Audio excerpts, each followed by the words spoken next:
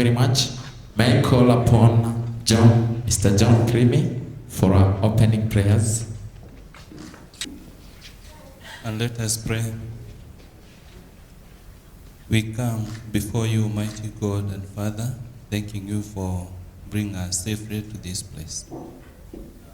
We thank you, Lord, that this occasion you are going to be with us. We surrender ourselves unto your hands, Lord God, that everything may go as per your plans, Almighty God, because you are the author of everything. You knew this day even before you were born. We thank you for the school, SAPTA. We thank you for everything that you have done as students. Bless us and be with us even after this occasion. We pray all this through Christ our Lord. Thank you very much. Take your seat. Meanwhile, I'd like to invite you to the 13th graduation ceremony. Meanwhile, we shall have entertainment. This day belongs to you. Otherwise, angalia mwenzako tu, mwambie karibu, karibu SAPTA. Just a handshake. Handshake. Mwambie karibu sana SAPTA. Thank you for that. We shall be having entertainment from utamaduni, dancers. But before then, I'd like to call upon the head of training. The head of training will convene the 13th graduation of SAPTA. Karibu sana madam. The MC has made me the curtain raiser. You know, when you're the curtain raiser and you have great guests in front of you, it means that the next time, probably I'll be the Madam Senator, Madam Deputy Director, Madam Executive Director, and so on. So the chief guest, Senator Sylvia Kasanga, Deputy Director, Ministry of Education, Director of Education, Directorate of Policy, Partnership and East African Community Affairs, Executive Director SAPTA, the Board of Directors and the staff of SAPTA, distinguished guests, parents, guardians, graduates, ladies and gentlemen.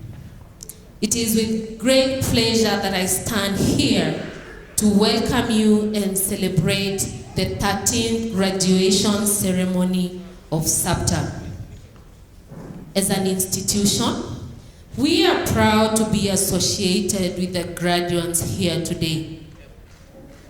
Amongst our graduates are professionals from the medical field, education, social sciences, the church, counseling psychologists, human resource personnel, criminal justice system, representation from both governmental and non-governmental agencies. Of special mention are those graduates that are here today that are in recovery from various types of drugs and have had struggle with mental illnesses, who pursue the program, not just for their own sake, but in order to give back, to inspire and give hope that mental illness is indeed treatable. This confirms the critical roles that counselors, in collaboration with other professionals, play in addressing mental health issues. In the recent past, you all agree with me that there have been several reported cases on media, others unreported, of various people committing suicide, adolescents and adults. There has also been increased cases of homicide, femicide, and not to forget, drug and substance abuse, which is not only affecting the older generation or the adults, but increasingly becoming prevalent among the young people.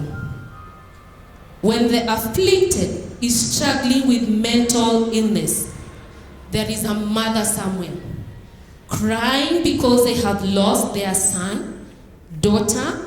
They don't know how to manage the condition. A teacher who feels helpless because they don't know how to manage their students. An employer who is forced to sack their employee because they don't know otherwise. There is a family somewhere that disintegrates.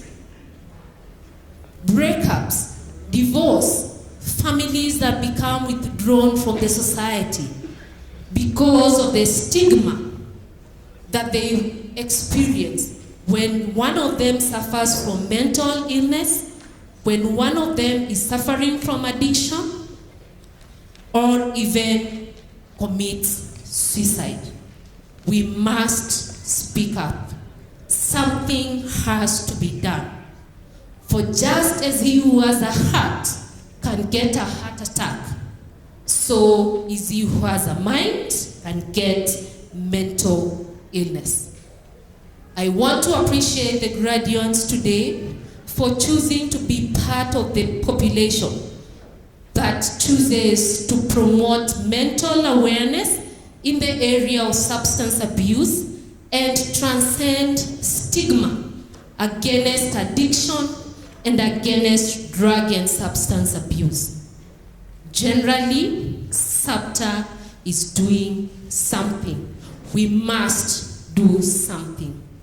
We do this by empowering people, by being part of the solution in addressing mental challenges in our country, not just substance abuse, but also by working with adolescents and young people, because if that doesn't happen, the future generation is lost.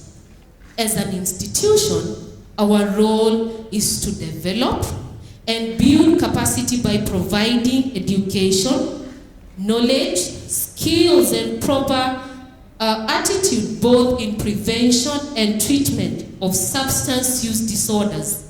We emphasize on evidence-based intervention, not beat therapy.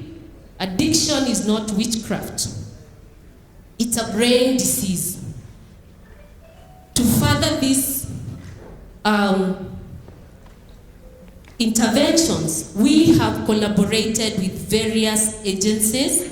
Not represented here is the Colombo Plan, but also get an opportunity to get international certification as addiction professional. And needless to say, in our country and globally, the feedback that we have received from the director of the Colombo Plan is SAPTA has the highest pass rate of people who sit for that international certification as addiction professionals. We don't just focus on treatment theories.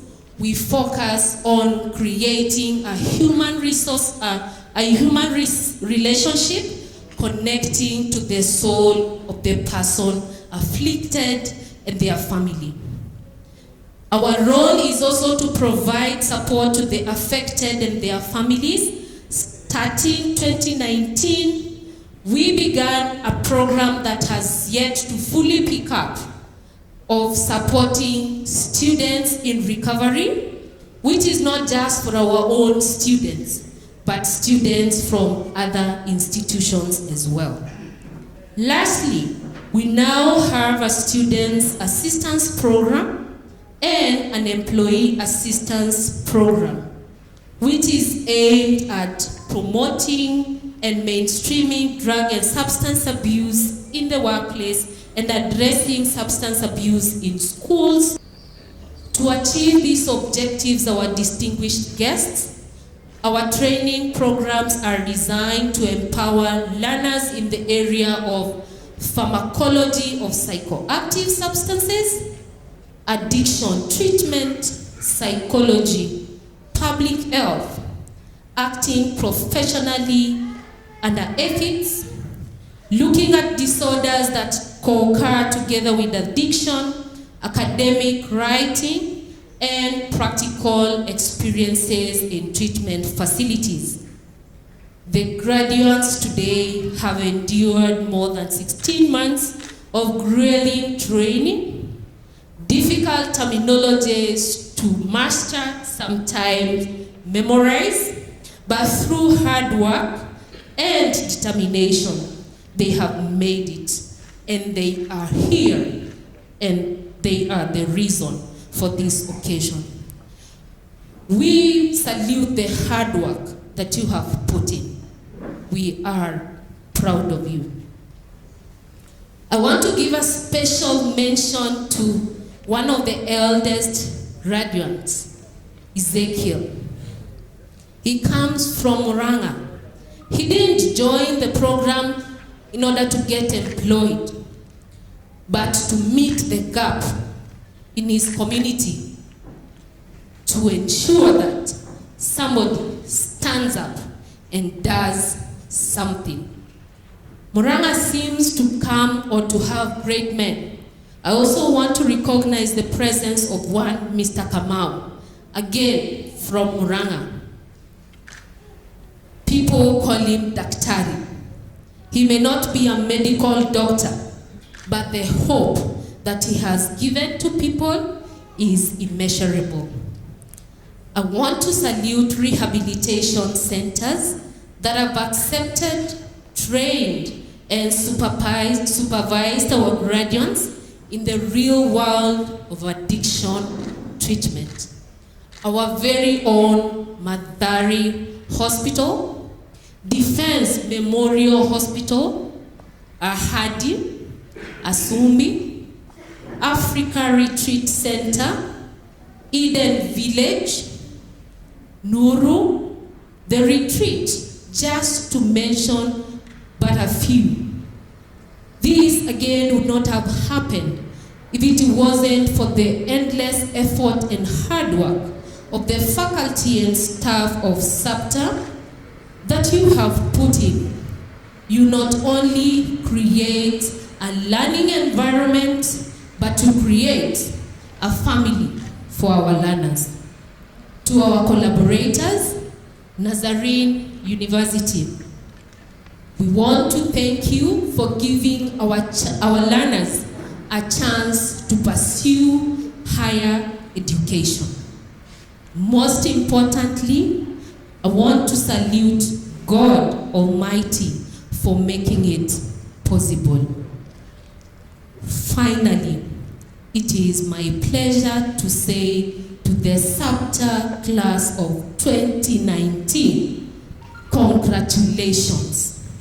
And with those remarks, I declare the 13th congregation of SAPTA's graduation ceremony officially convened.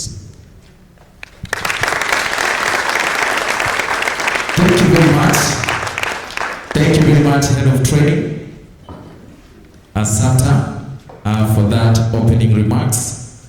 We shall be having speeches from different speakers. Up next will be a valedictory speech from student representative Martin Kiru and Jerry Maina. But before then, I would like to welcome Utamaduni dancers to grace this event with a traditional dance.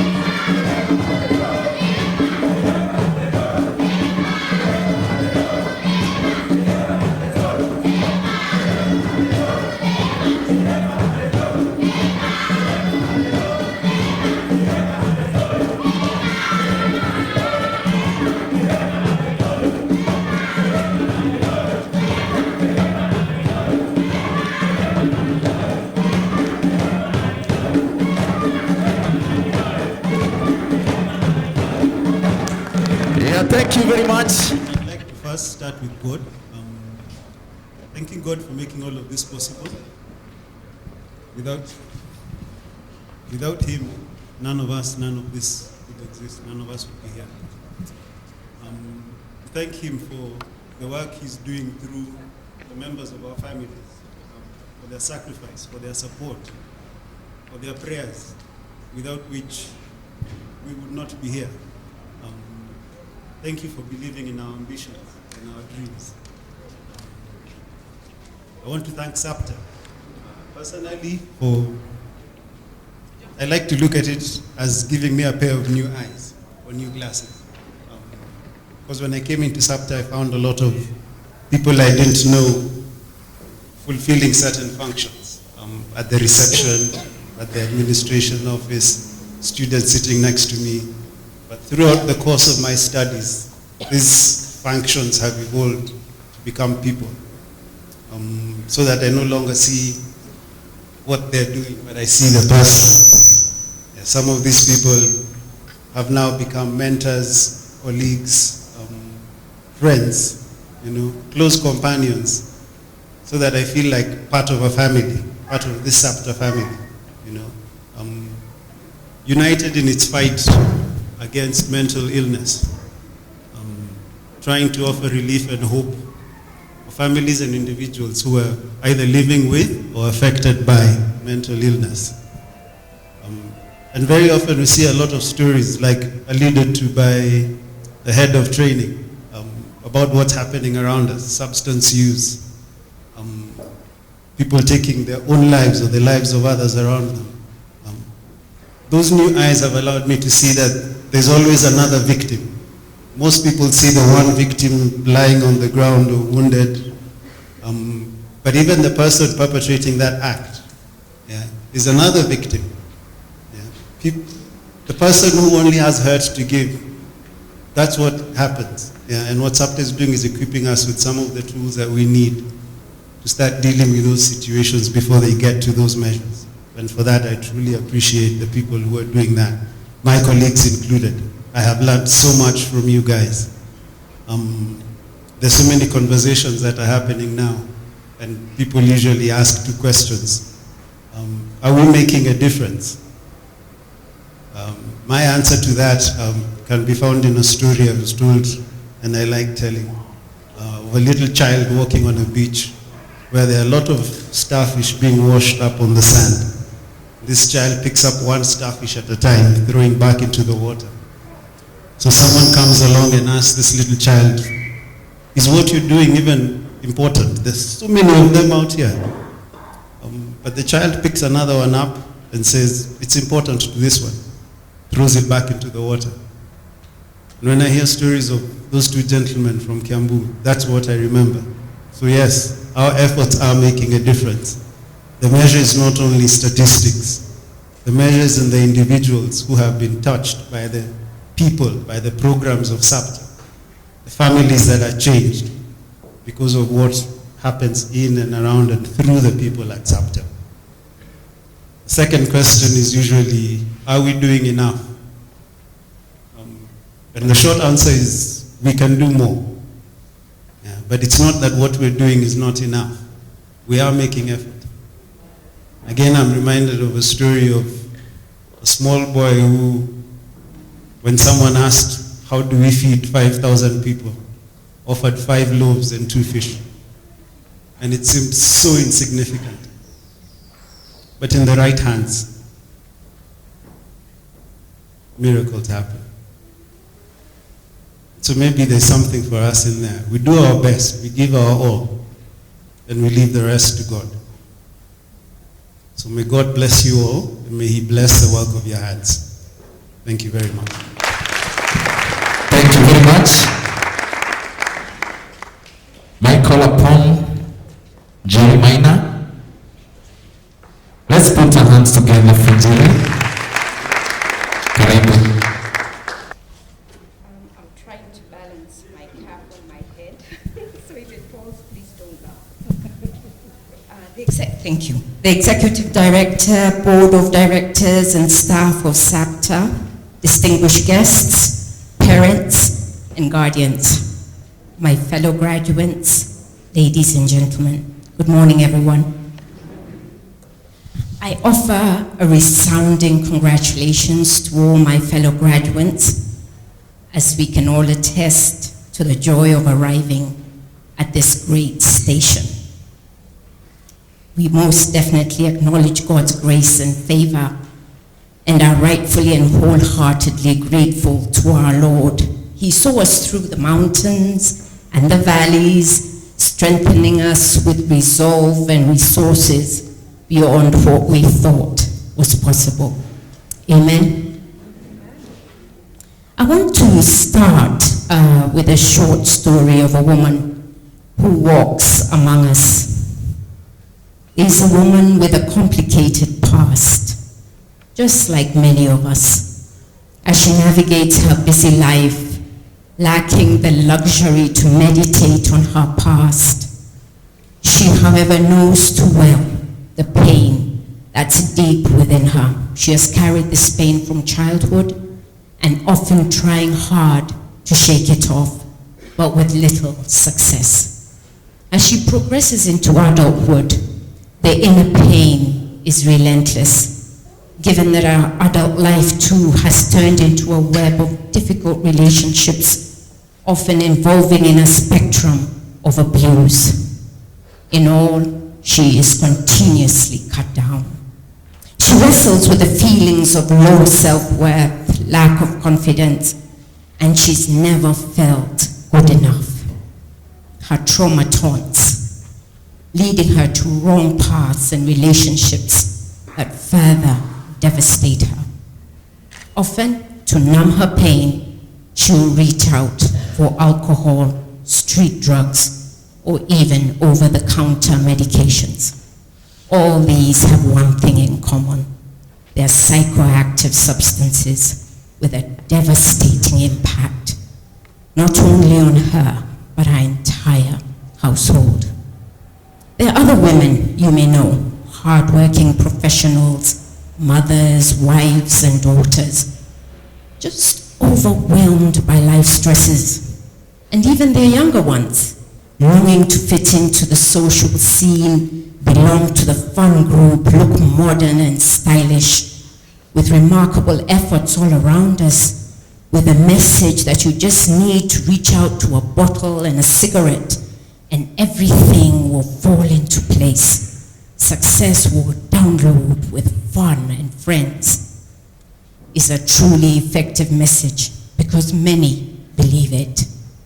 Yet this false marketing leads many to the world of the chronic and progressively addictive disease. And they find out too late that their relief was also temporary, and that class and fashion or fun was just a delusion, and only a vicious destruction of their lives remains.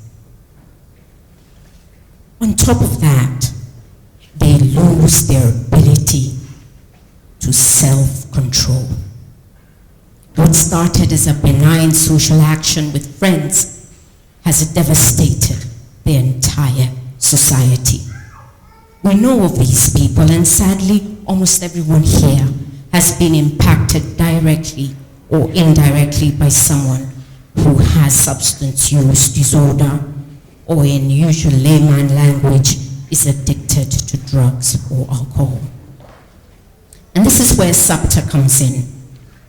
And as we live in a time where the disease of addiction is so misunderstood, the SAPTA training intervention was timely and empowering. They had comprehensive knowledge, practical skills.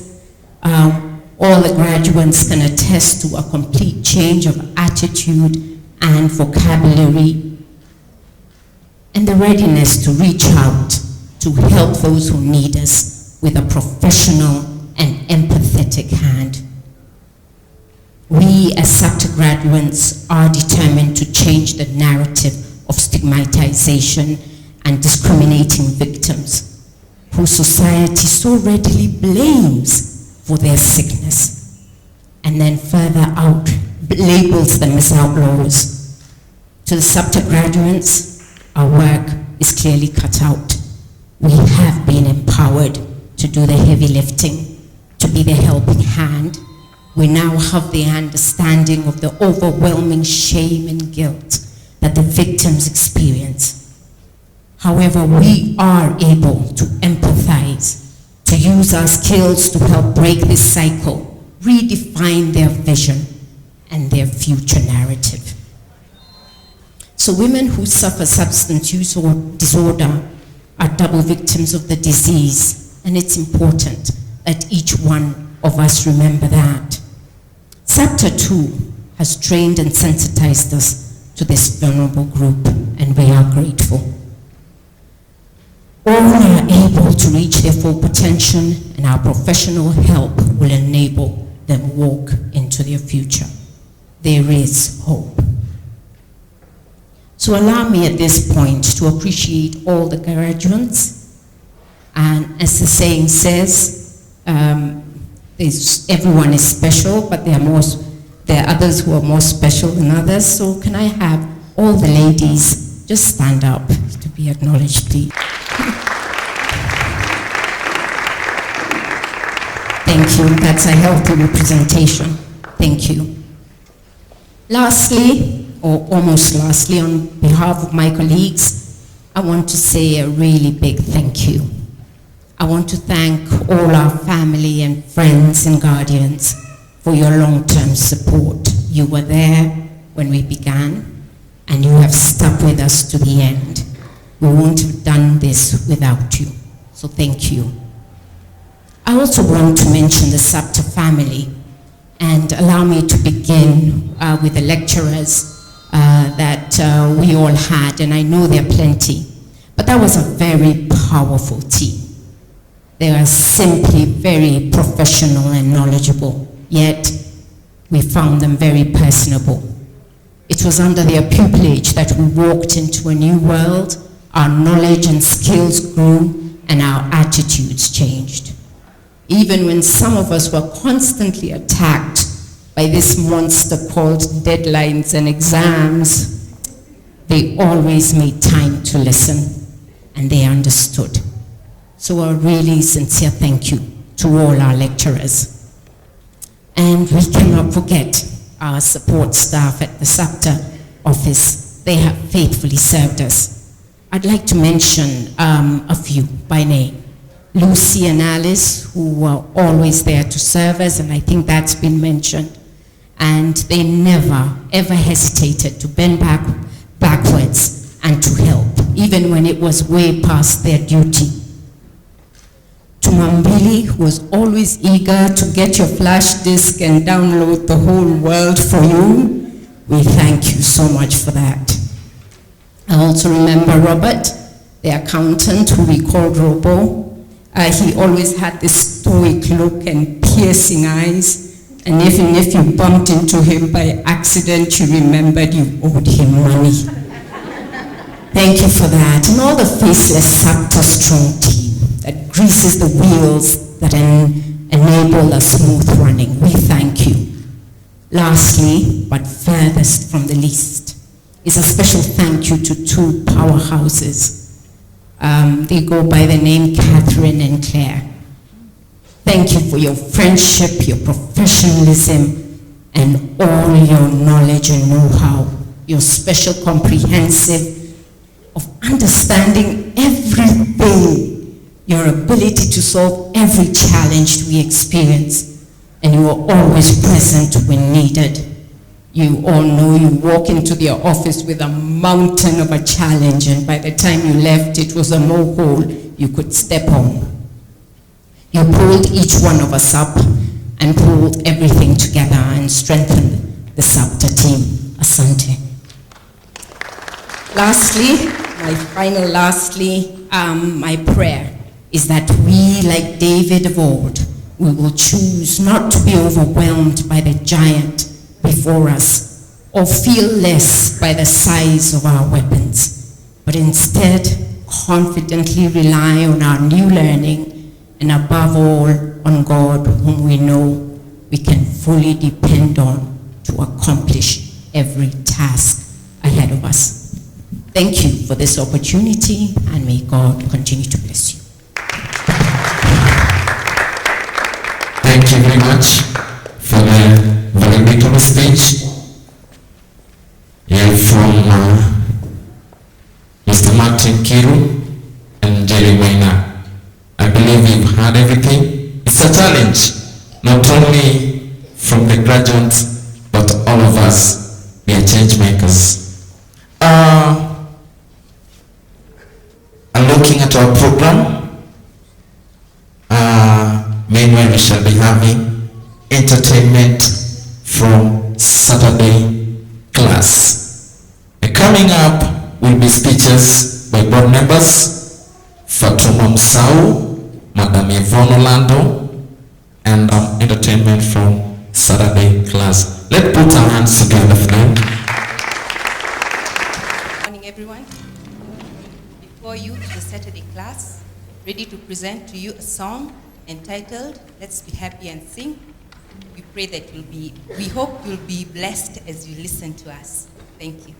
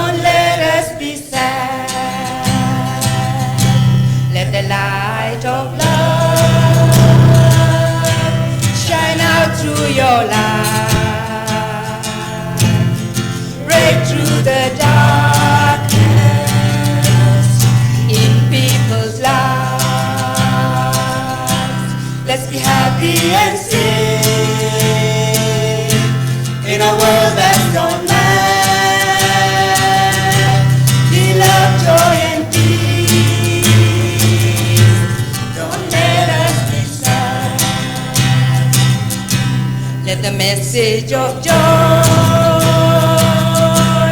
save every soul, healing the wounded in their minds and souls. Let's be happy and sing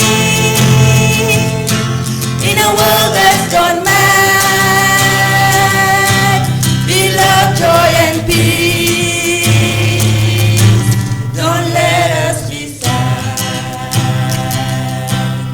The peace of God break every bondage, set captives free, and giving them hope. Let's be happy and sing in a world that's gone mad. Be love, joy, and peace. Don't let us be sad. May the helpers be there to show them the way, to listen and guide and help them break through. May the helpers be there to show them the way, listen and guide and help them break through.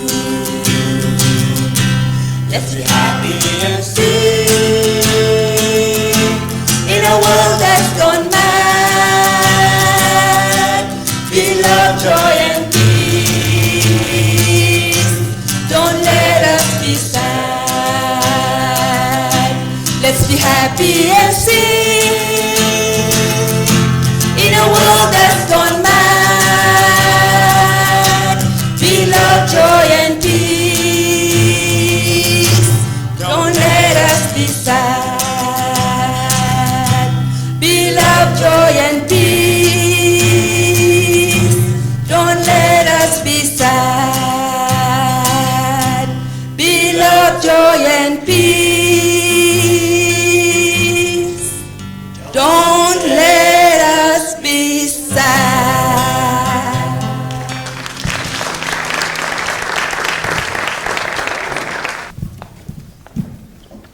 Thank you very much. That was great presentation from the graduates. Yeah. Next, may I call upon the board members to address the congregation, and first we shall have an address from Madam Fatuma Musa. Please kindly address the congregation. Let's put some hands together for Madam Fatuma.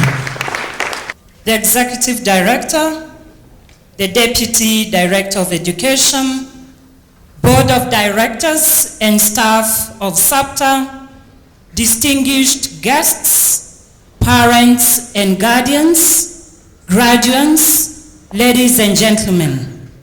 It is a great privilege for me to be standing here in front of you on behalf of the SAPTA Board to express the happiness that I feel in my heart today. 11 years ago, a day like this, I was a graduate, and I wore the same gown you've worn today, class of 2008. SAPTA gave us skills to continue serving in the field of substance abuse, and this journey has always continued. Since the establishment of SAPTA 13 years ago, the organization has conducted training on evidence-based addiction counseling, prevention science, and continuous professional education courses for addiction professionals and others, including preparation for addiction counselor certification exams with eyes, besides offering other services. Today, majority of our treatment facilities, as we hire, we always ask, have you trained with SAPTA? Because we know the impact the skills have as we work with our clients, either during outreach programs or outpatient programs and residential programs. I see a future where SAPTA will not only provide these training services in Kenya alone, but we will be able to grow and cover the whole of East and Central Africa because we are known out there. Majority of the professionals in the field of addiction counseling, besides the degrees that we've acquired, besides the masters and everything, we know the diploma in SAPTA has actually taken the lead. And we know it is not just a simple diploma. I've heard students say, this feels like we are actually pursuing masters. And it shows that once we are equipped, we are the people that are going to make a difference out there. So we are looking forward to embrace all the principles that you've been empowered with. One thing that stands out is actually embracing the ethical principles. We need to remind ourselves that we are dealing with human beings. And therefore, the human beings have actually entrusted their lives with us. Therefore, it is upon each one of us to do the humanly possible, to treat all these individuals that we are going to cross paths with in a way they deserve. Because at the end of the day, we know we've been given skills to engage and embrace them as human beings. To achieve the dream of growing, continue ensuring quality services are given and step in whenever we will be required. Lastly, for the graduates, take those experiences with you, go out there and continue making an impact in the field of substance use disorder. Let people see a difference as you practice. Let people actually be, drawn towards you because of the way you are going to stand out there. Once again, I want to say congratulations, and you deserve to give yourselves one huge round of applause.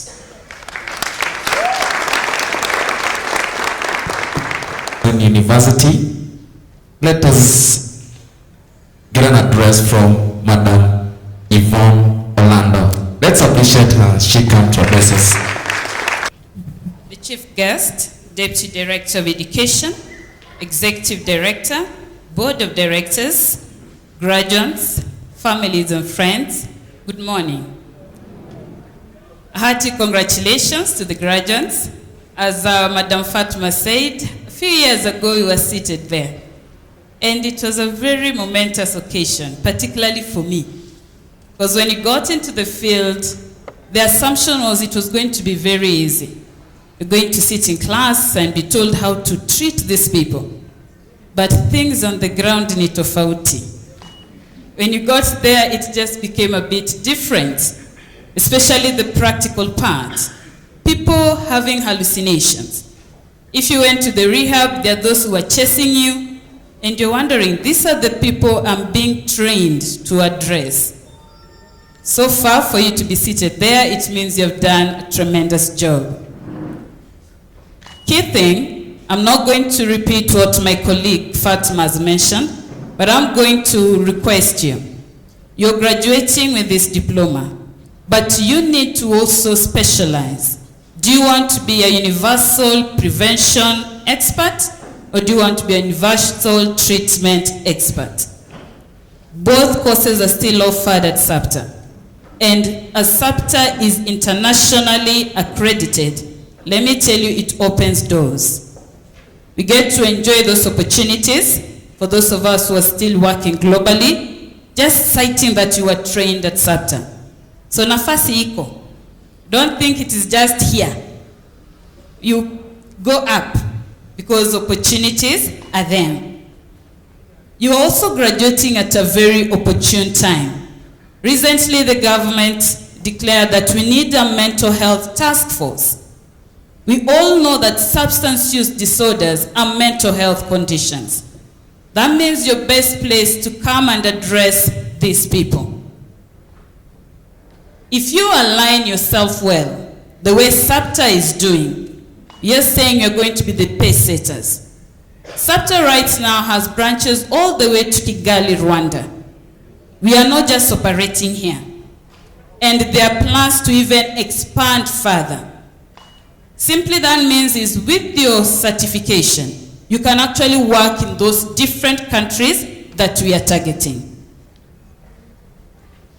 Finally, with AA, the Alcoholic Anonymous, we have a slogan, easy does it.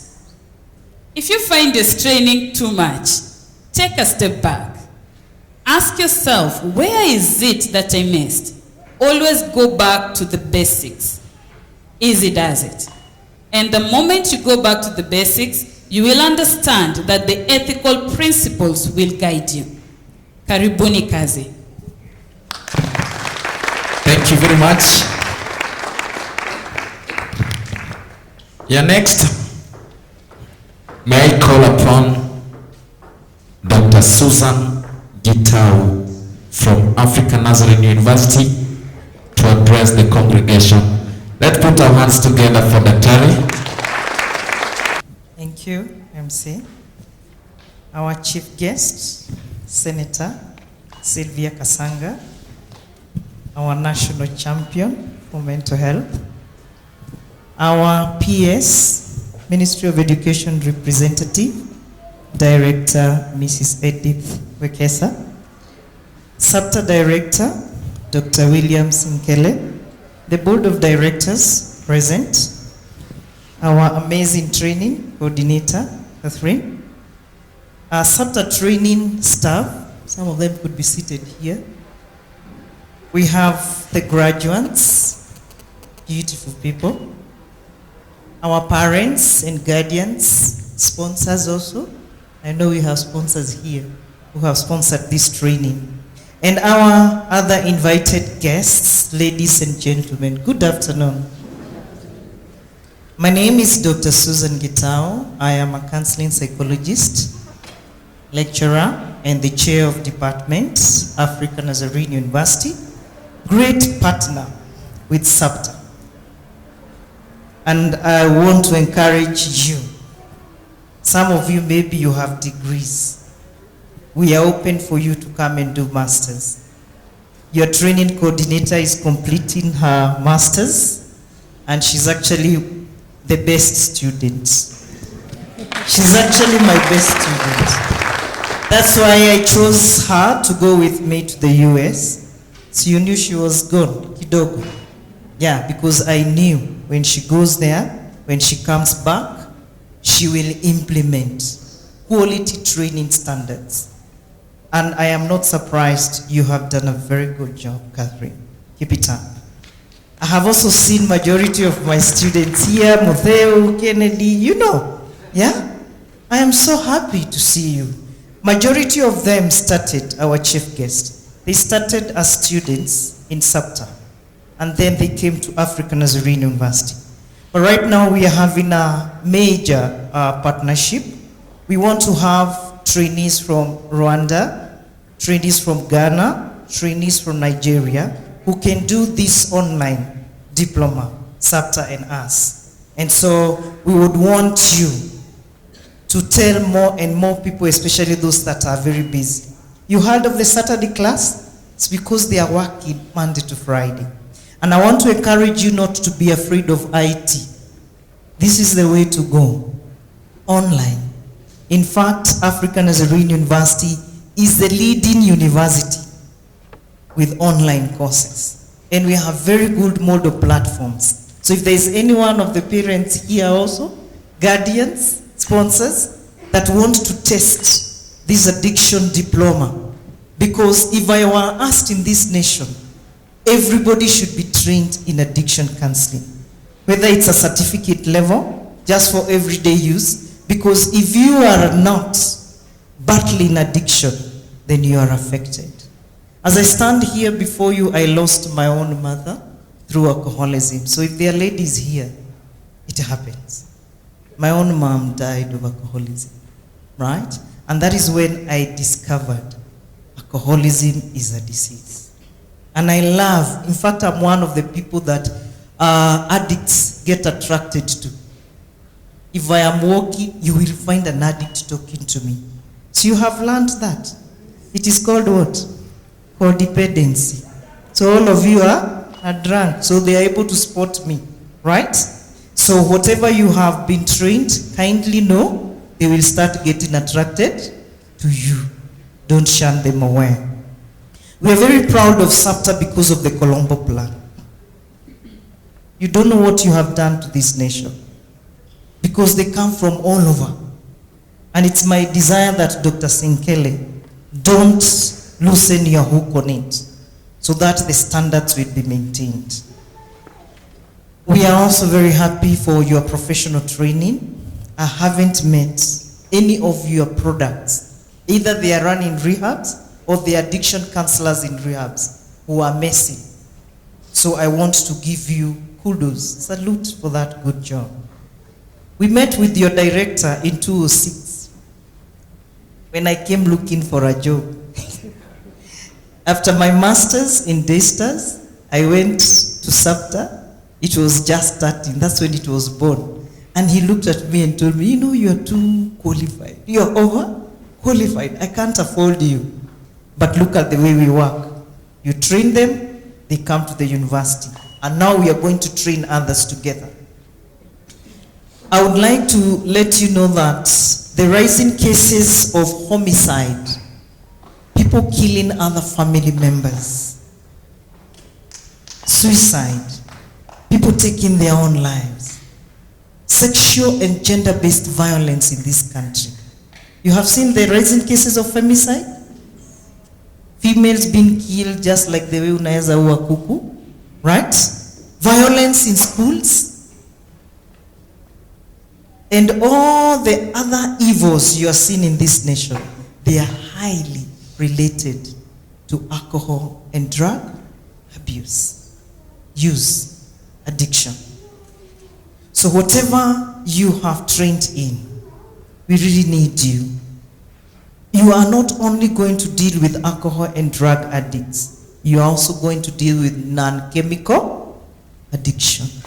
You know, I was just whispering to our sweet senator, our chief guest, that this desire to amass more and more wealth in this nation, some people just need addiction counseling, non-chemical addiction.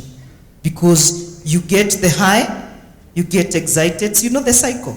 And then you get the tolerance. You want to feel the same way when you stole the first 10 million. You know? And then you go until you are dependent. Without money, you are not yourself. Until you are addicted, you can do anything to get that money. And it's very sad because majority of those people are our leaders. So you wonder where the nation is going. To the graduates, because I have only 10 minutes, I want to tell you that diploma is not enough. Come and study. And please form mentorship groups in SAPTA. Be meeting, even if it's once a month. Find out what is Ezekiel doing in Moranga. Right? What is Moyore doing wherever he is? Have you gotten a job? Even if you have another job, have you gotten a part-time? If not, are you volunteering somewhere? Don't kill that family. Because that is when you realize there's so many people trained in this nation, but we actually don't know what they are doing. Volunteer somewhere if you don't get any job. For SAPTA Director, I will support the addiction conference that you are planning with what I have or I am. And as the chair of Department of Counseling Psychology at African Nazarene University, you already have a venue that I can tell you. I'm one woman who says, and I do it, I told Catherine, I want to take 12 of you like the disciples of Jesus Christ to US. And they were thinking it was a joke. And I did. So if I say I will support the conference, we've never had, we need to have one. And I believe Senator Kasanga, you will be there. We love you. You have told me you have a story, and I believe in this nation. People who will do things the way you are doing it in mental health, they have a story. And a story we don't need to be shy to talk about. If you see me on Citizen, in Oro, yeah, I speak all languages. It's because I know what it means to suffer mental health. I know what it means. When people need to be talking, especially in Africa, we need to talk. We can't keep quiet. And nobody just decides one day to wake up and become an addict. I would also want to tell the Ministry of Education. When I say Ministry of Education, I'm sending you, madam. Yes, I used to be a high school teacher for 7 years. And I started ad hoc guidance and counseling. But I didn't know that is what would see me out of working for the government. Because I would tell teachers, beating the students, calling them names is not the way. And I taught the schools that people go in with 190 marks. If marks ziko juu sana, it was a 300. The ones who could not afford the schools where they were admitted. And everywhere I went, the 2 high schools I taught, I planted guidance and counseling departments. My last teaching station was Kilimambogo TTC. I left a powerful department. When I came to KCA University, I found they didn't have counseling for students. Who says our university students don't need counseling? They actually need it more. We have a lot of evil happening in universities. But the Ministry of Education, we will know you love our students, you love our children, the day we will have full-time professional counselors in schools who don't do anything else but counsel. And it's possible. You have seen there are very many trained here. And majority of counselors in this nation are actually teachers. So their services should actually be transferred to the guidance and counseling department. And to our senator, words are not enough to describe you, your heart, your mind, and character. You have seen where most leaders in this nation have not seen. This is a sick nation. It is a traumatized nation. When I say traumatized, even in addiction, you will wonder, why did I help this client? And then they went back. Okay? Some of them may be trauma. And because your training coordinator is one person who is close to my heart, I will support them if they say they will come back to do a trauma course and mindful self-compassion. These graduates, we will support you so that you don't struggle, that you're having very many relapse cases. Because somebody got traumatized when they were drunk, right? And then all of a sudden a trigger comes, they remember, and they just can't hold themselves together. So they go back to drinking, okay? So we need to know what can you have more than that diploma you have been trained in. And lastly, to the graduates, congratulations. If there's any training I did and it was tough, it was my diploma in counseling psychology. Robert, you still ask for money the way you're asking for it. And it's good, the institution would never run. Okay? And it is what makes me a hands-on person. You'll be so shocked. If you come to the university, you find a master's student who did not have a diploma in training. They are not the same, hands-on. So you are skilled, you are competent. Don't go out there saying, I don't have a degree, I don't have a master's, I only have a diploma. That's why the Counselors and Psychologists Act is back to Parliament, so that the diploma holders can also be allowed to practice. And I know she will help us. She's a mega woman. And because I can talk a lot, once you do the best that you can, remember the serenity prayer. Can we say it together? God grant me the serenity to accept the things, change, courage to change the things that I can, and the wisdom to know the difference. God bless you.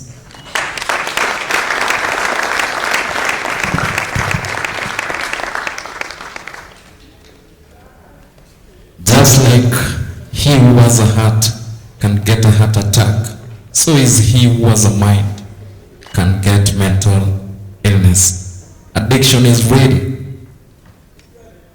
For your information, one addict can directly affect 6 people,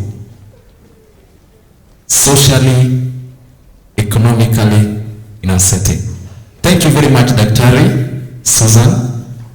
Before we get a speech from Dr. Senkele, may I take this opportunity to welcome Utamaduni dancers. Utamaduni dancers, are you?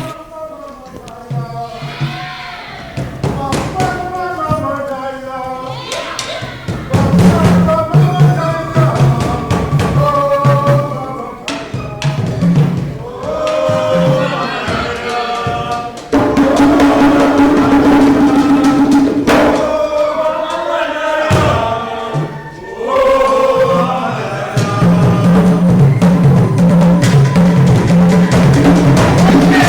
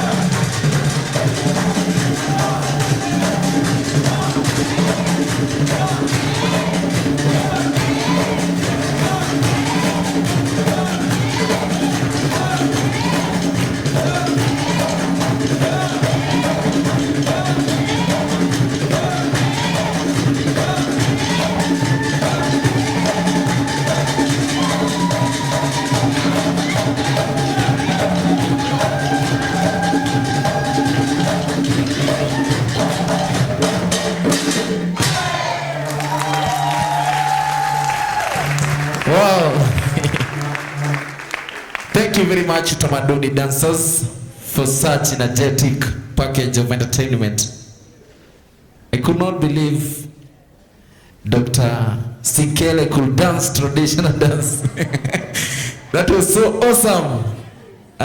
Meanwhile, may I take this opportunity to welcome SAPTA Executive Director to address the congregation. Let's give a round of applause to Director. First, I think we have to give a greater applause for the Utamaduni Madada, our sisters. I think that was a bit of an Ugandan flavor, if I know my dancing from Uganda, correct? Okay. So it is my pleasure, and almost incredibly, I can't believe it's 13, this is 13th graduation. So first of all, I would like to, as we have been recognizing our guest of honor, nominated Senator Sylvia Kasanga. She is a remarkable young woman. I actually met her through her sister, Mutheo Kasanga of the Lukenya schools, okay? So Senator Kasanga is one of the main advocates for mental health. She has a Mental Health Amendment Bill 2018 in the Parliament. So she is a true mental health champion. And we are so honored that she is our guest of honor. And also Mrs. Edith Wakesa from the, she's representing the Principal Secretary of the Ministry of Education.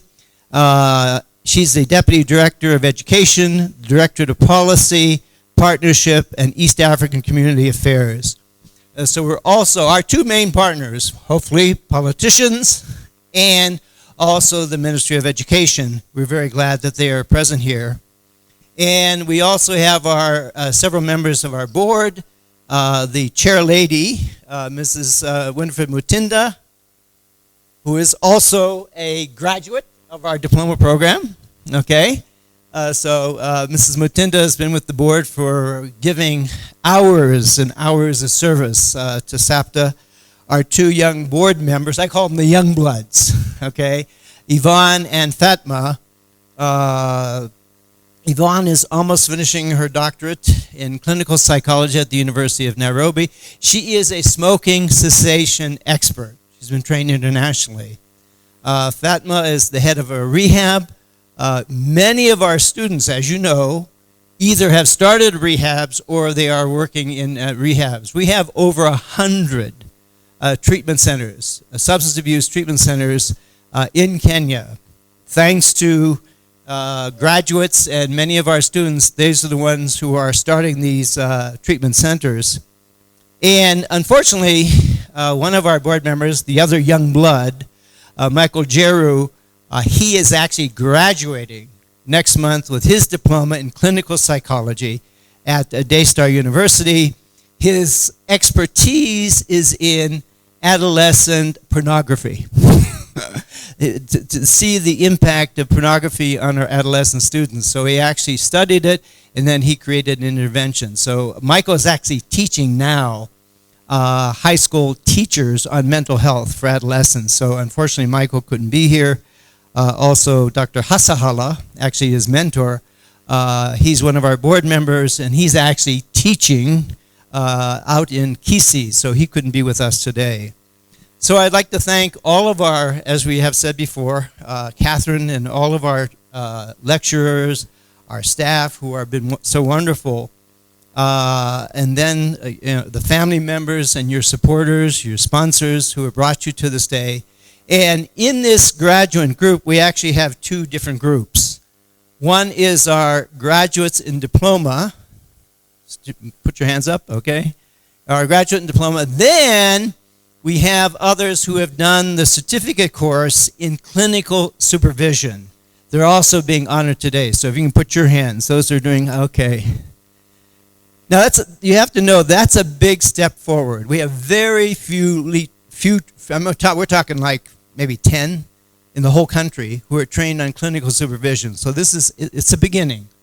As I said to the Mrs. Wukeza, SAPTA is the largest educational training institute in Africa. We're at the diploma level, but as far as an academic program, we are the largest. And we hope to, expand even more beyond Kenya. And so what I want to bring to your special attention today is the issue of what's happening to our youth. Now, this is focusing on Kenya, but I also we're working in Tanzania, we're working in Uganda, we're working in Rwanda, we've got contacts in Burundi, and then I hope to be spreading out. So I think the situation, and it's a crisis situation of our youth, is spreading across Africa. So about 3 or 4 years ago, NACADA, which is the anti-drug agency, they did a survey of high school students, secondary school students. And what they found was there were significant alcohol and drug issues in that population, particularly boys, not surprisingly, in Form 3 and 4, the last 2 years of high school, and who had a little pocket change, okay? So these were particularly at-risk individuals. But even more shocking, was about 2 months ago or 3 months ago, NACADA released another survey, but this was of primary school students, 10 to 14, our primary school students in the country. It showed that in the 30 days before the survey, 16.9%, you hear me? 16.9% of the 10 to 14-year-olds were using alcohol or drugs. If that doesn't scare us, as I've said, and Senator Kasanga has said in talks that I've given, folks, we cannot be doing the same thing that we've been doing and expect different results, right? That's what Einstein said. If you keep doing the same thing and expect different results, you're crazy. Our young people are in trouble. Some of them, not all of them, right? Particularly the boys. Particularly the boys. I appreciate what this country has done for the girl child, but I think it has left our boys behind. So I cry out. Really, to the Ministry of Education. We have to start at a national and local and whatever level, school level, church level, mosque level, we have to start addressing the prevention and the treatment issues of our young people, or we are going to lose a whole generation of children, right? So you are the vanguard of the people that we hope that we'll send out with all our other graduates so that we can, my motto is intervene early and often.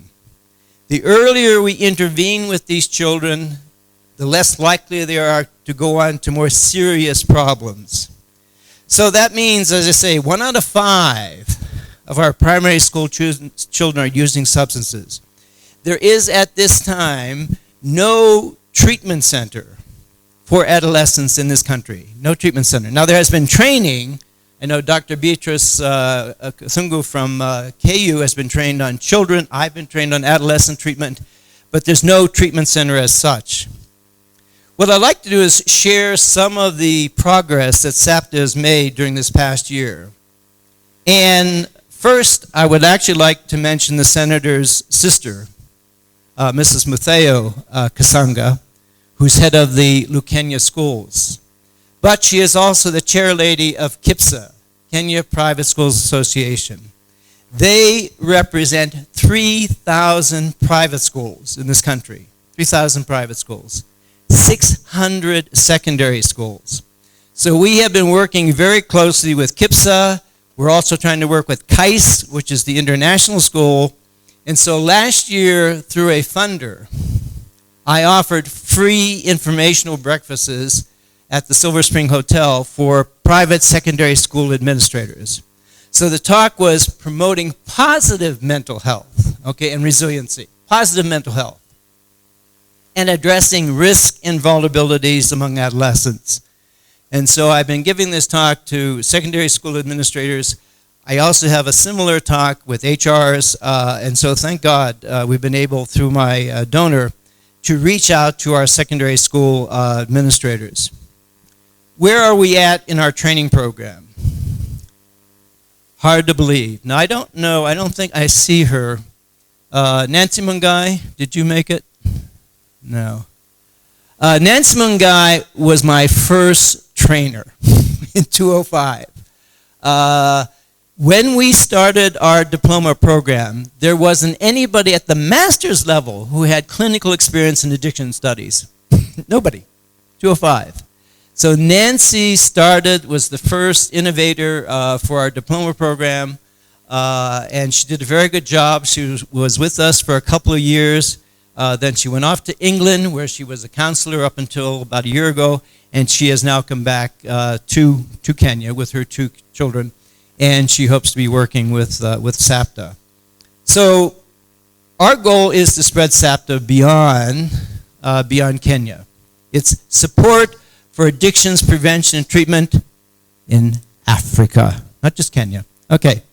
And as they've also mentioned, for the ICE certification exam, this is an international addiction professional counseling exam that they sit. It's an online exam, has 3 different levels. Kenyans, among all the 40 countries that have been trained on addiction counseling under the U.S. government program, you Kenyans, I almost say we. Now, obviously I have I call it Bayasura, if I get charged extra, in the matatu. I put my citizenship in 2013. It has not yet been done. I'm hoping that gets soon recognized. But Kenyans have the largest number of people who have passed the exam of all the, compared to the Philippines, Pakistan, India, and other countries. And at the higher levels, we are so far above other countries. So you're very impressive. You're very impressive. So now, as Dr. Kitao mentioned, we hope to launch in January online diploma in addiction counseling. So this will be in collaboration with African Nazarene, whom we've had a long collaboration with. So we appreciate Dr. Susan's presence and the words you've said. Now, by the way, my IT guy, hopefully this whole program will be on YouTube 2 or 3 weeks. Let's see. John is my IT guy who has created our website. So we actually, for the first time ever, will have the whole ceremony on YouTube. And then the individual talks, shorter kind of periods, we'll have on our 2 websites. So we'll be launching this online diploma. We have a Kenyan working in Uganda. The head of the treatment center there is another Kenyan lady. I have an American colleague in Rwanda who wants to work with us. I have a Kenyan diploma graduate who is working in Malawi. She thinks she can get 10 Malawians to be part of this. I hope to break into Nigeria and to Ghana. Nigeria, it's hard to believe, has no academic training in addiction. Kabisa. They have UTC and UPC wonderfully done, but so we're hoping to bring the diploma program to Nigeria and to other parts of Africa, as I say, to spread our numbers. The other thing we're going to be launching, hopefully the beginning of the new year, is an e-learning platform. Okay, as Dr. Kitao said, we've got to go digital. Okay, I'm analog. You know, when I did my doctorate, my first computer was 500. My doctorate was 500 pages. The computer couldn't even do 500 pages. Can you believe that?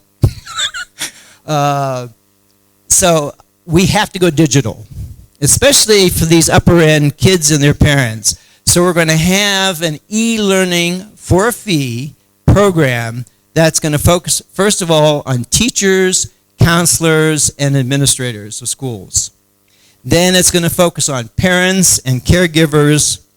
Then another section on secondary school students, and then on CEOs and HRs. We'll cover many topics, but we'll start with like depression, anxiety, bullying. Now, what I had not heard of, I didn't think it was much in this country. You know where kids cut themselves? I thought when I was in America, that was a real problem. It is a big problem here, right? Girls, mostly, but some boys, because of their internal pain, are actually cutting themselves physically, you know. And so this is an issue that I think we need to deal with, as I say, among many other, early and often. Now, what is the relevance of your training? And I thank God for our board members. They said it wonderfully. Okay, as you know, the government is instituting the Big Four. One of the Big Four is universal health coverage, okay? And I'm sure the senator will talk to you about mental health coverage. There's no health without mental health, and there's no health without mental health with substance abuse health, right? Okay? Senator Kasanga will talk about her bill that's in the parliament at this time. Last week on Thursday and Friday, we had the first mental health conference sponsored by the Ministry of Health and many other partners. I attended in the morning on Thursday and Friday. I was called to I don't do counseling. I was actually called to do. A mother said, "Look, you got to talk to my son. He's a 30-year-old." And so in that Thursday and Friday afternoon, I worked with him, with his wife, and with the mother. I said, I don't know. I look for money. My job is keep the money flowing, the programs flowing for SAPTA. So there were resolutions, which I looked for them on the internet. I couldn't find them. So there are resolutions from this wonderful mental health conference. So SAPTA is, we have basically, SAPTA mostly, although there are other players too, created the professional addiction counselor workforce. As I said, once we finish our graduation today, we'll be 450 graduates in the diploma. That's pretty good. You know, you're to be graduated, congratulated for what you have done. Okay, now, SAPTA has other programs. We are the largest harm reduction program in Kenya. Presently at this time, we are working with 5,000 men and women who inject heroin in Nairobi alone. 5,000. So we have 3 centers, drop-in centers. One of them has ART, HIV/AIDS medication. I have 130 outreach workers that go into the dens where these clients are, into Pangani, Mathare, Githurai, Kaiole. And in January, we're picking up another 1,000 clients in Kawangware. So a NGO is moving out, giving us their territory and their clients. So we'll be working with 6,000 people who inject drugs. Now, we have actually, by giving out clean needles, we've actually reduced the HIV/AIDS rate in this population. Now, people alluded to it. I have pretty exciting news, okay? Have you heard of motivational interviewing? Yes, okay. What about it? It's one of the most evidence-based practices, okay? Who started it? Can you remember? 2 names. You remember? Okay. Rolnick, Dr. Rolnick was one of them. The other one was Dr. Bill Miller. Bill Miller wrote an email to me yesterday. This is big, Buona. This is big. An Egyptian psychiatrist who I'd met said, hey, Bill Miller wants to have a Pan-African motivational conference next year, hopefully, in Nairobi. But Pan-African, okay? So he wrote back to me yesterday, Bill Miller. He's 1 year younger than I am. He's a professor emeritus, University of New Mexico. But one of his students there is actually a Kenyan lady, a PhD lady. And so we're hoping, working with Dr. Susan and hopefully maybe some other universities so that we have this conference here, which will be shine on, the program within Kenya, but it will be open. It would be a Pan-African motivational interviewing conference. And this is one of the major evidence-based practices. So just in the ending is I'd like to thank all of the usuals, especially our trainers, Catherine Muthiani, Claire, and our staff who have made this possible. I want to thank you for the many hours and exams you've endured. And in a particular way, and we'll show our appreciation later, to Mrs. Winifred Mutinda, who's been with us for over 6 years actually. So she'll be going off the board early part of next year, but she's been fantastic. Dr. Lincoln Hasahala, who actually finishes up next month for his 6 years of service. Dr. Hasahala is a medical doctor. He is a mental health researcher. He is a PhD in clinical psychology. He's a senior lecturer in psychiatry. He's an MI trainer, and he runs the Kenyatta Youth Program, youth conference or youth center at Kenyatta Hospital. So I say, unfortunately, Dr. Hasahala cannot be here, but he's a COO with us. He is my partner, business partner, a wonderful man.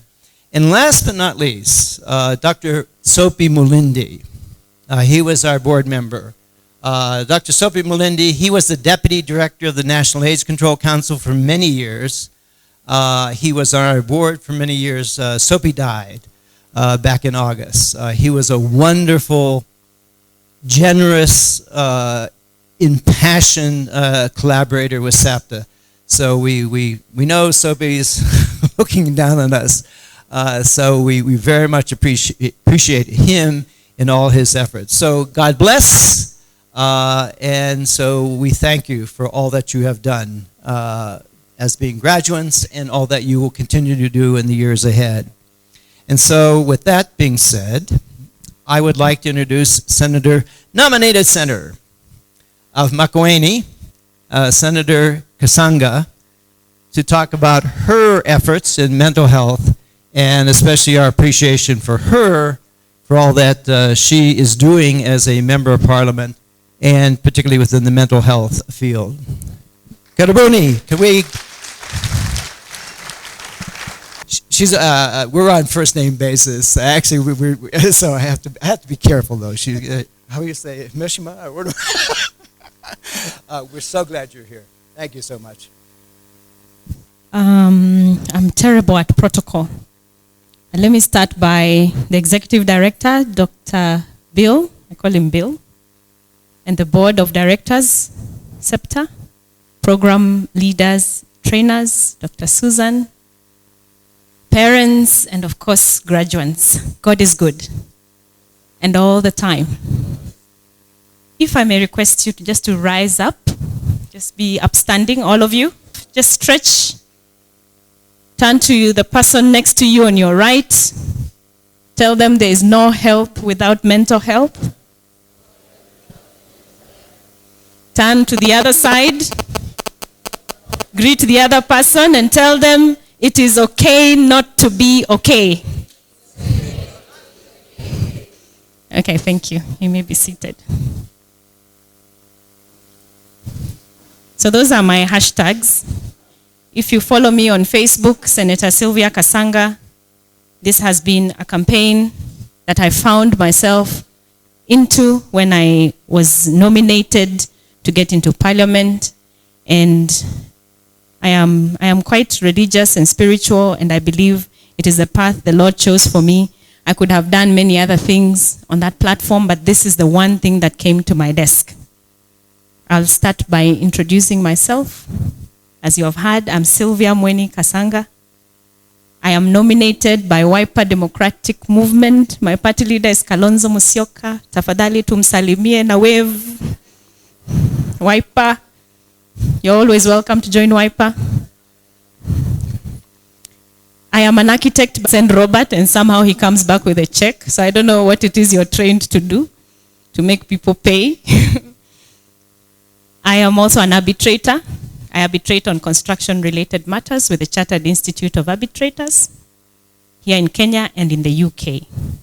I'm a mother of 2, and now, of course, serving as a member of parliament.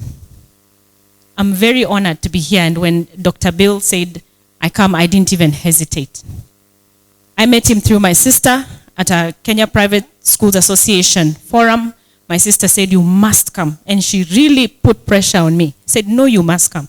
So that day, of course, you let go of your committee work. And I listened to the presentation that Dr. Bill had on the effects of alcoholism on children. And I remember how moved we were. And we said, how come people don't know these things? And these are, I think you were doing it for Nakada, I remember. And I said, how come people don't know these things? So I took his report and I published it in the platform which I operate in. I got a little few responses. But coming here today and hearing the work that SAPTA has done, and from what you had given me as a brief, I say I'm privileged. Because the work you're doing, this country needs it. But not just this country, Africa needs it. The conversation on mental health in Africa is so far behind. We are really lagging behind.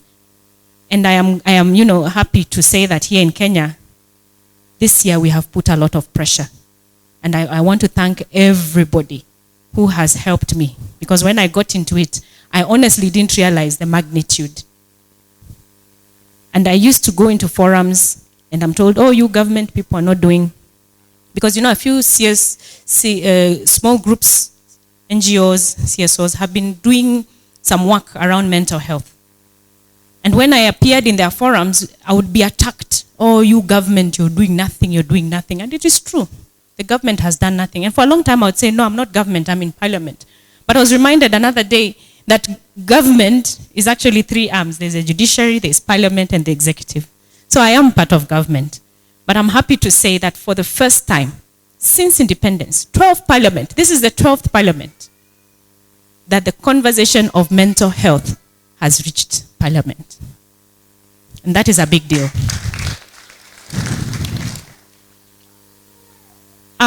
What culminated immediately after the bill was debated in Senate was a handbook. So if you go again to your phones, www.manyfaces.co.ke, you'll see a handbook. And what we did with the handbook is get the voices of senators who contributed, so you can see what they said that should be done. You will see the voices of people who are living with mental illnesses, who have recovered, some who still continue living and in need of help all the time. You will see the voices of practitioners. In fact, Dr. Bill is also featured in that document. And I'll encourage each one of you to just download it. I'm still looking for somebody with money to help us print because I wanted free copies to all Kenyans. And we needed it also to be translated in Kiswahili because it has to reach the county. Now, fortunately, our private schools are doing a lot of interventions for our children and, for yourselves. But our government schools, Kenyans, are really struggling. So for me, my fight is for Kenyans, and I'm always looking for partners. And today, I'm happy there are graduates here who will become champions of mental health. And I'm happy and I pray that God blesses you and the work of your hands, like Martin said, that you become champions of fighting stigma, holding people's hands, and training people. I'm also happy to mention that the conversation on mental health has also gone regional. When when the region, I sit in a forum for parliaments for the Great Lakes region, which is 12 countries, our immediate neighbors, going as far as Zambia, Zimbabwe, Malawi, and the Congo, and the Central African Republic. I sit in a forum for women and gender-based violence, and of course, you know, mental health is very central. But somehow, we are dealing with gender-based violence, but we are not talking about mental health. So when they heard there was a bill in Parliament, I was made to make a presentation in the forum, and it has now become a regional conversation. So in fact, I'll be in Bujumbura next week, where I'm going to further talk about where Kenya has gotten. And I'm happy to carry any message, Dr. Sinkele, if you want me to carry any material, I'll be happy to carry that for you and just give it out to the members of Parliament. They're still shocked that members of Parliament can discuss mental health. So I'm happy to have been the one, you know, carrying that message. I have formed my speech into sort of 3 parts, where I wanted, of course, to talk about the bill, and then talk about the topical issues, which is the BBI. You all know the BBI. I have to say 1 or 2, 3 things on the BBI, but in terms of mental health, not politicking. I don't politic, those who know me. I am not a politician. I consider myself a professional. And then the last part is I have a message for the graduates. But just to repeat something Martin said, I believe my journey has been so special because I'm not a mental health practitioner, but I have learned so much along the way. And I want to agree with Dr. Bill that the conversation on mental health must be in everyone's. Was it Dr. Susan who mentioned that even at certificate level, everybody must be trained, and not just on drugs and use and abuse, but on mental illnesses, because we don't understand mental illnesses and we don't understand the scope of mental illnesses. And that is how we shall fight stigma. But like Martin said, for me, I have a pair of new eyes, the way you are given a pair of new eyes. And this journey has given me those new eyes. And I fight. It is not easy. We have the executive today that is represented here by the director. Oh, did I even mention you at protocol? Yeah, the director of education is here. And I'm happy to have spoken before her because we have a message we want you to take. It's not easy when we are in parliament and we are sparring, or I don't know how I should put it, with the executive. We are supposed to be monitoring and checking them. But we also have a legislative duty to come up with legislation based on the needs of Kenyans. But I carry a legislation. When it is self-sponsored, like the one I'm carrying, I find a wall when I have to interact with the ministry. And it becomes a question of, okay, what do we do? So what I keep telling Kenyans is that we have to keep fighting. We have to keep those voices aloud. We have to remember there's no health without mental health. So if the health ministry is not doing it, we must shout about it, and we must call them to action and put them accountable. So join me, graduates, parents, join me in that conversation on mental health, because everybody here has a story.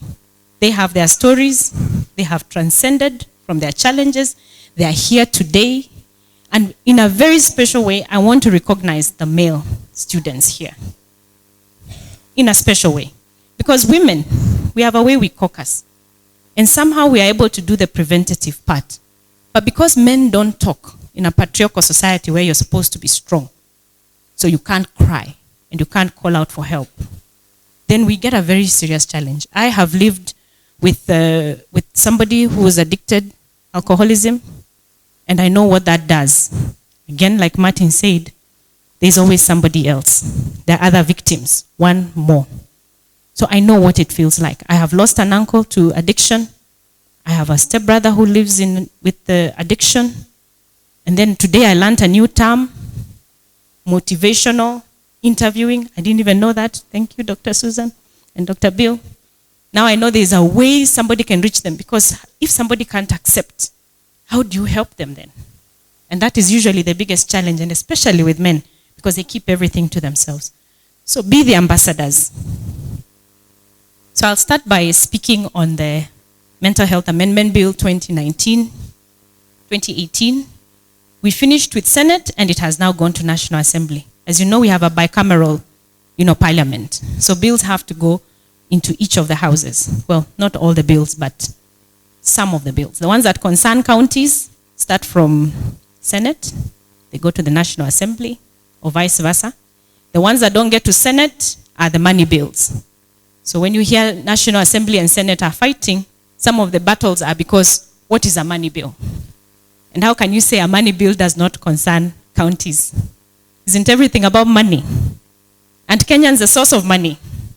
So we have that battle. Amen? I'm trying to see if I have the attention of everyone. So the bill actually seeks to amend an old bill, 1989 bill. And you can imagine we promulgated our new constitution in 2010.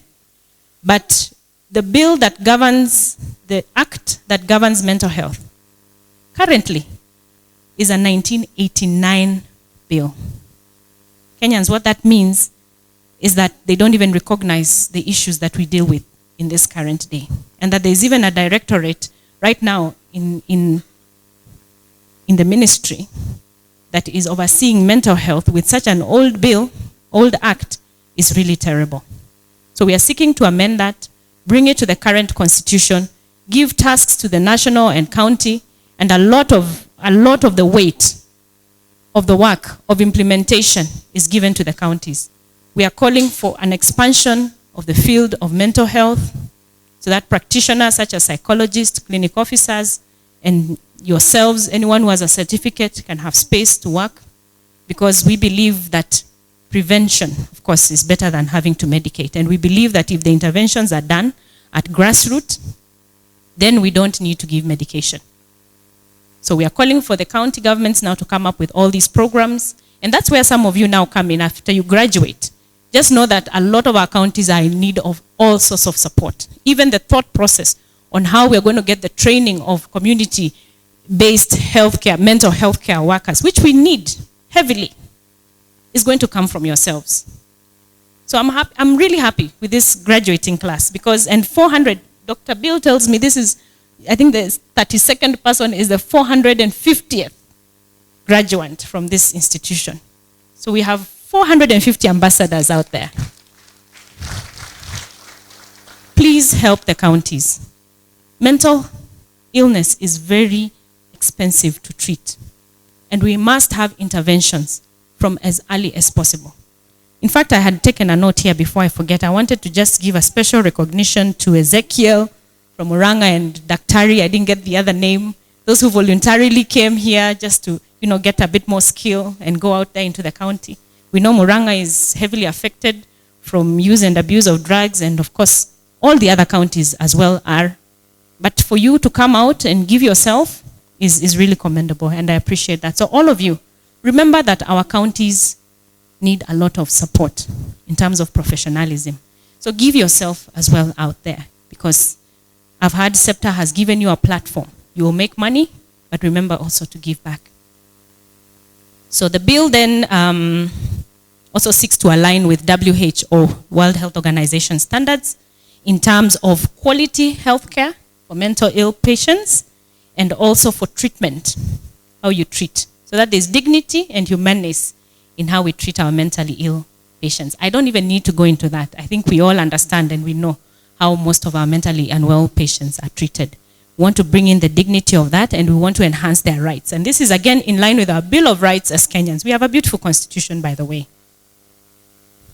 So we are also calling for, some of the tasks that the county governments are to do include, running programs, treatment, data collection. An area where I know Dr. Bill, you did a lot of work on collecting data, because we don't collect data. We don't have data. And there's no way you're going to collect data if you don't have the institutions in place, isn't it? So that is something we are calling for, because when you have data, then you know what you're dealing with. And then right now, well, there's a lot more. There's a lot more in the bill. I'm trying to not go through the whole of it. Let me see what I might have missed out that is important. The ability for a mentally ill person to make a decision in cases when they cannot make a decision. This is something that the bill tackles. And a lot of intervention has been brought in during public participation on how to make that area streamlined, so that the doctors are comfortable as well as the users are comfortable. And that is a very critical area where Kenyans, you must be aware, because we have a lot of situations where mentally ill people have, say, administrators who come to take over their properties without consent. We know how properties can be abused. So those are some of the areas where the bill is also tackling with. Stigma is a very critical part of that bill. It calls for national government to have the programs, and it calls for the county governments to implement the programs, and it calls on the national government to oversee and monitor the counties as they do the programs. Then, of course, there's the composition of the board, both at national and county level. At county level, we want every health ministry in the county to have a directorate of mental health, just as national, because that's how we shall deal decisively with the issues that are affecting each county. Each county has its own unique issues on mental illnesses. They all approach mental illness in a different way. The stigma around it is also varied depending on the region, depending on their culture, and depending on their religion. So each county must also have its own unique programs on how to deal with the stigma and treatment. The bill also looks at maternal mental health, because for a long time, women and maternity, and most of us have probably gone through postpartum depression. A lot of us, and the issues surrounding mothers have not been tackled, but for the first time, the bill is tackling that. So the bill is comprehensive. It deals on many issues. It calls also for multi-sectorial approach, where now the Ministry of Education and other ministries need to come in.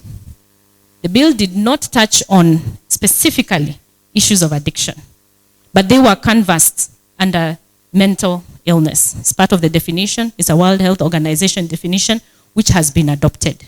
And so just to update you, right now the bill is at National Assembly before the committee of Honorable Sabina Chege, Committee of Health. She comes from Murang'a. I have pledged that she makes sure it sees the light of day.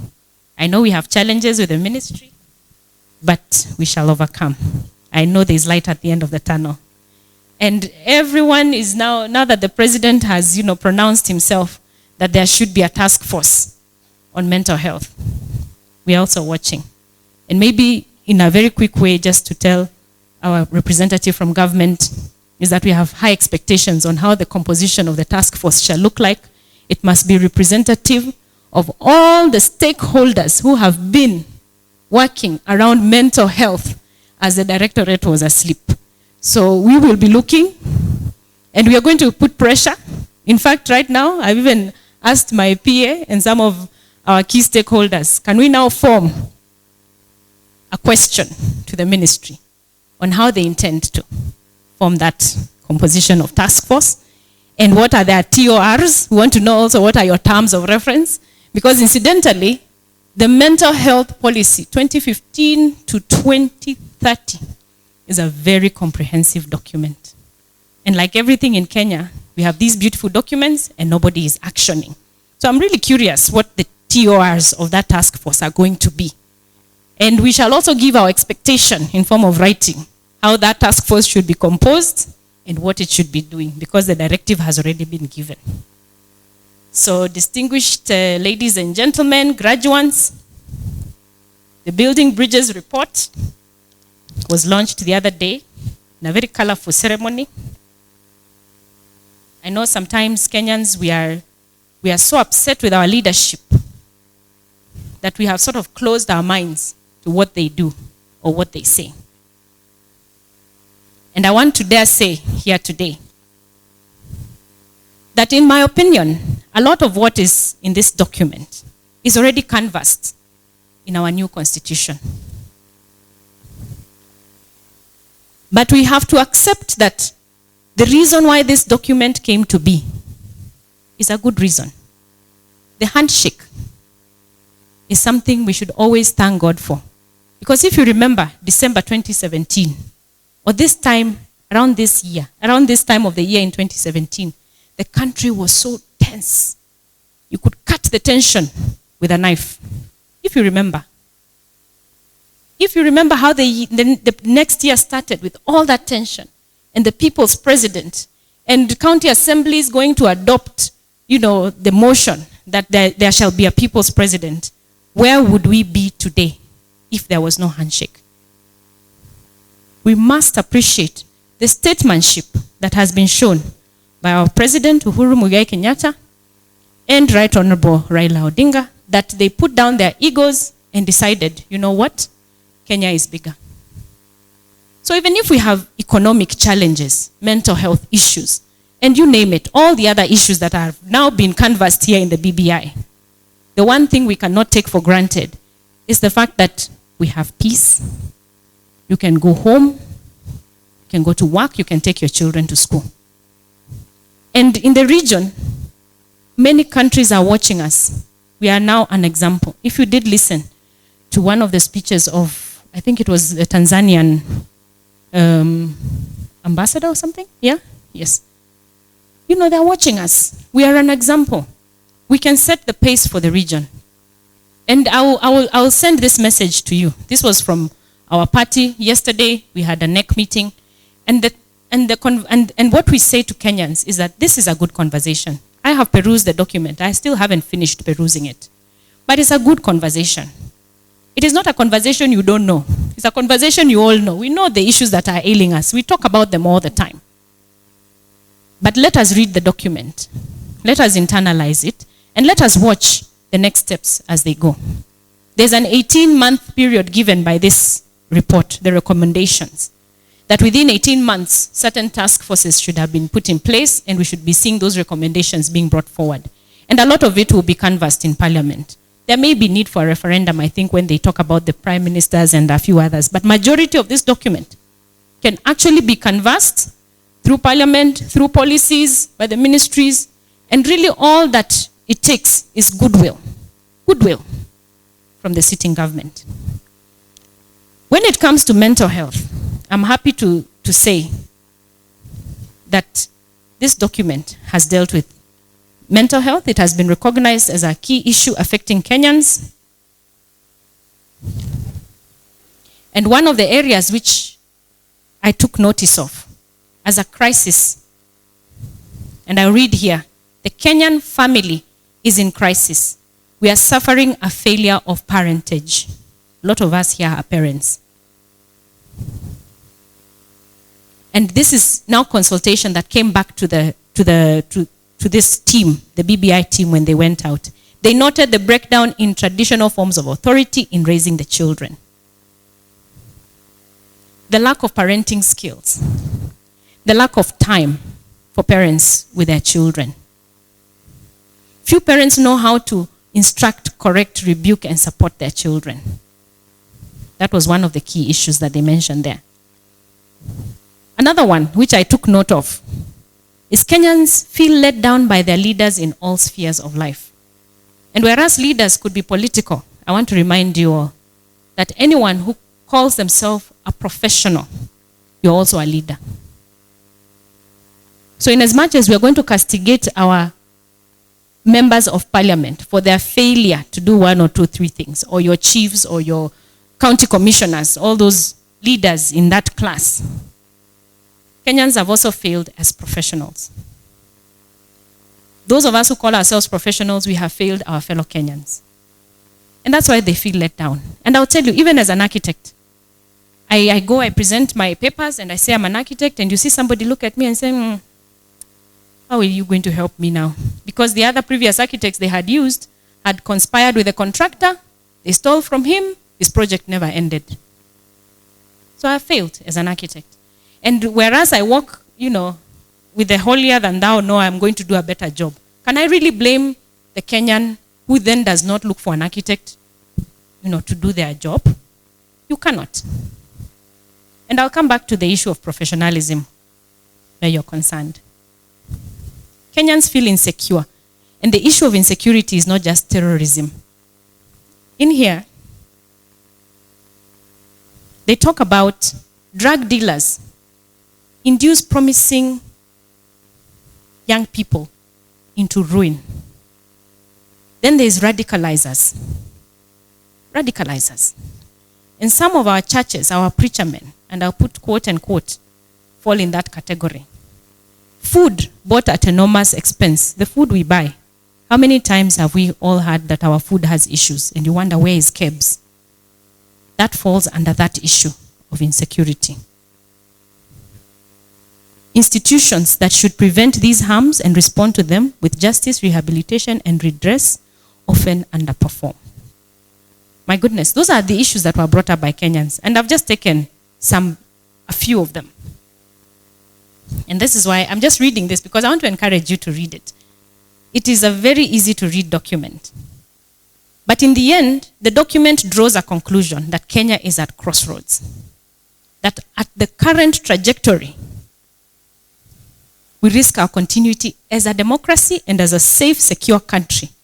For our political culture, economic model, they all destroy our fragile bonds as they are. And we already are fragile people. And therefore, it is calling on, everybody, including yourselves. And I know you'll hear your leaders shouting everywhere and taking positions. This is not a document for taking positions. In fact, I don't know why people are taking positions. This is a healing document. And it is calling on all of us to come together.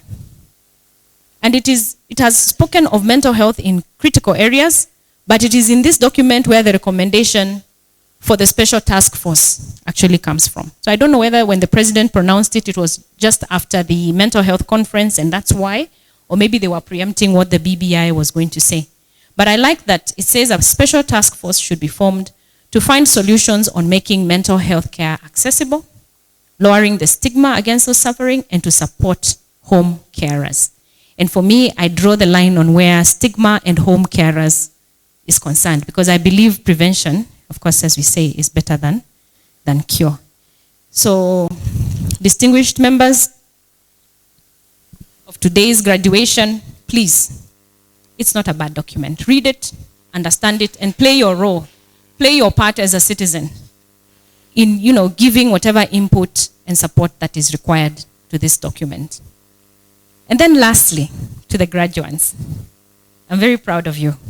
Like I said, you have formed my team of ambassadors. Please join me in the fight for reforming our mental health sector, because that's what we are doing. Where you are today, pat yourself on the back. As I have said, even I have a story.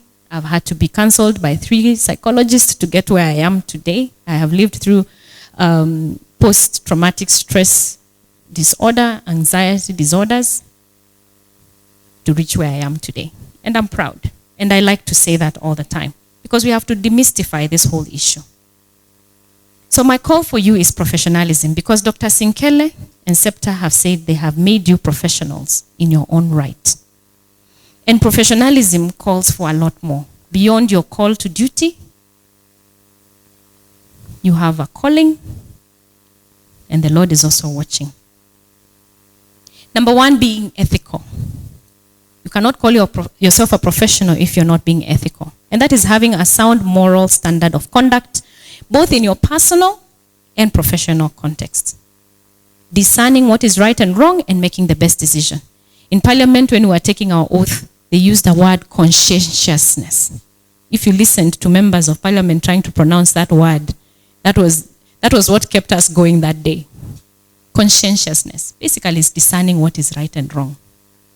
And a lot of our issues you'll see in the BBI, a lot of the issues that are contained here in the BBI is because somewhere along the way our professionals, our leaders have ceased to be conscientious, and we forget the oath of office that we take. You are taking an oath of your professionalism today with the award of your certificates and diplomas. So please, being ethical. Second is being altruistic, which means having a basic interest in the well-being of others. You're dealing with people, so you have to be beyond yourself. You have to be inside of that other person. You have to understand them. You must want to wish them well and the people around them. And you have to keep that going. And for that, I commend you for the choice that you made to be in this profession. And also to thank God for you. Third is being responsible.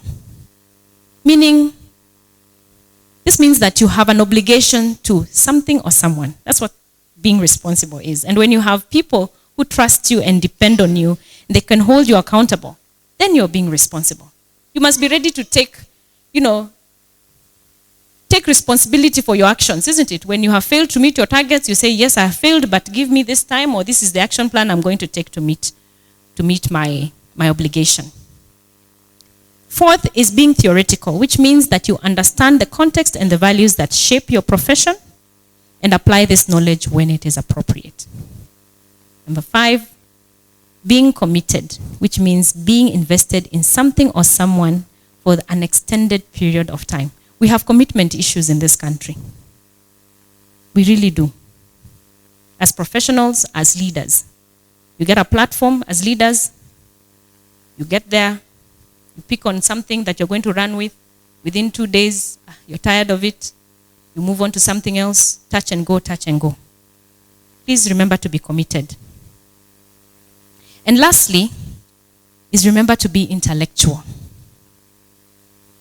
Which means you're actively and continuously seeking opportunities to learn. Dr. Susan, Dr. Bill have also challenged you. You have to continuously empower yourself through learning, seeking further professional development, setting the pace, taking and looking into projects and activities that will nourish and further develop your skills. That is a duty you have as a professional. So graduates, I want to congratulate you one more time. I want to further remind you to be professional in everything that you do. I want you to remember to help the counties. They need you. Kenyan citizens need you. I want you to be leaders. Be leaders. Take that step of leadership wherever you are. Be that person who people have been wondering who's going to do this. Be that person when it comes to mental health. Please participate in the national conversation. Do not shy away. Listen to some of your leaders, what they're saying, and challenge them. If you don't, then who will? What Kenya will we have for our children? Let us participate in that conversation. In a very positive way, let us help heal our nation. But most of all, and above all else, let the Almighty God guide your way. So congratulations. God bless you abundantly. God bless SAPTA and all your efforts. And God bless our country, Kenya. Thank you.